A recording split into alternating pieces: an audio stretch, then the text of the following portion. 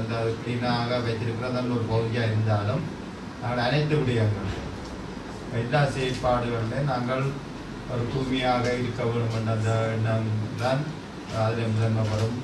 அதில் லஞ்சம் ஊழலற்ற ஒரு தூய்மையான கிளீன் ஸ்ரீலங்காவில் என்ன விடயம் என்பதை நீங்கள் தெரிந்திருக்க வேண்டும் என்றதுக்காக வேண்டித்தான் அதோட எண்ண கருக்கள் தொடர்பாக உங்களுக்கு விளக்கம் அளிக்கப்பட்டிருக்கு.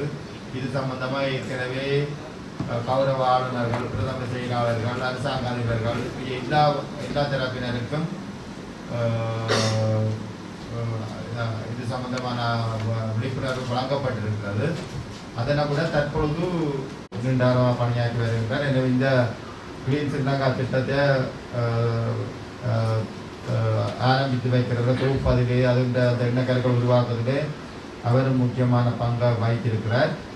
எனவே அவர் மூலமாக ஜனாதிபதி வருகை தந்திருக்கின்ற ஜனாதிபதி சிரேஷ்ட உதவி செயலாளர் திருமதி சாரதாஞ்சலி மனோகரன் அவர்களை பிரசன்டேஷனை முன்வைக்குமாறு அன்பாக கேட்டுக்கொள்கிறேன்.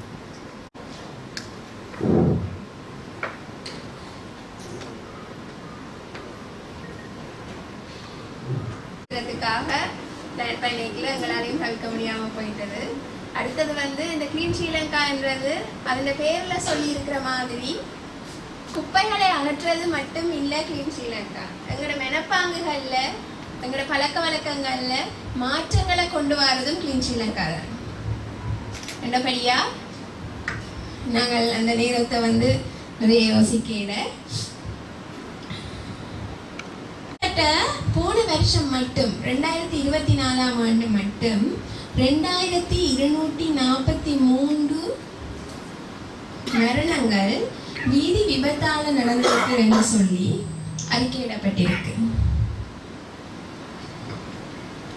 5 வருஷத்துல கடந்த 5 வருஷத்துல கிட்டத்தட்ட 11,500 பேர் வீதி விபத்துகளால இறந்திருக்கிறார். இதை பற்றி எல்லாம் நாங்கள் யோசிச்சு பார்த்துருக்கிறோமா? ஏன் அப்படி நடக்குது?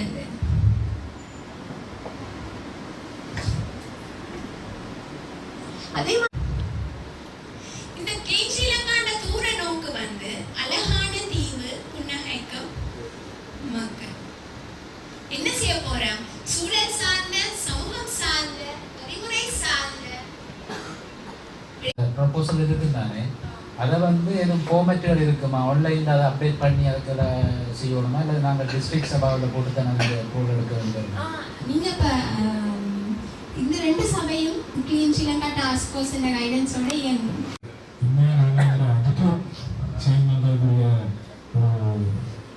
ப்ராக்டிஸை நாங்கள் கொடுக்கணும். ஏற்கனவே நாங்கள் ஒரு ஜென்ரேஷன் இந்த நடைமுறை தான் சோஷியல் லைஃப், பப்ளிக் லைஃப்லாம் வாழ்ந்துட்டு இருக்கோம்.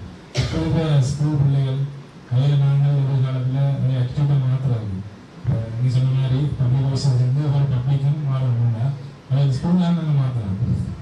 ஸ்கூலில் மாற்றாமல் வெளியில் மாற்ற கஷ்டம். மாற்றலாம், ஆனால் லோ இம்ப்ளிமெண்டேஷன் கஷ்டப்படுத்தி அதில் சேர்த்து மாற்ற சரியான கஷ்டம் இருக்கும். இப்போ ஸ்கூலில் நாங்கள் யங்ஸ்டர்ஸுக்கு நாங்கள் ஒரு சரியான இம்ப்ளிமெண்டேஷன் ஸ்கூல் லைஃப்பில் வாங்கினா ஈஸியாக ஒரு நல்ல ஒரு காலத்தால் இருக்கும்.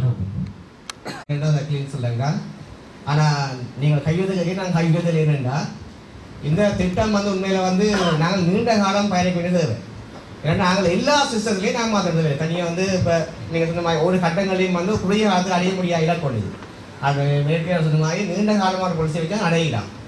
நாங்கள் என்ன சொல்ல ஸ்ரீலங்காவில் பார்த்தோம்னா இந்த நிர்வாக கட்டமைப்புலேயும் நிறைய பிரச்சனை இருக்குது.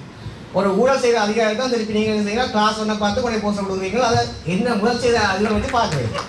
அப்போ அதை நீங்கள் என்ன உண்மையில ஒரு அதிகாரிக்கு நீங்கள் பதவி கொடுக்குறீங்கன்னா கடந்த காலத்தில் கட்டாயம் பார்க்கணும். ஒரு கடந்த கால இப்போ தவறை நீங்கள் ஏதோ வேலை மறைக்கிறீங்க. இப்போ தான் நாங்கள் ஒரு தவறை சுட்டி காட்டுறோம்னா உங்கள் அதிகாரிகளை பயன்படுத்தி கொண்டே எங்களை அடக்கத்தான் பார்க்குறீங்க. அங்கே ஒரு தீர்வு இல்லாங்க.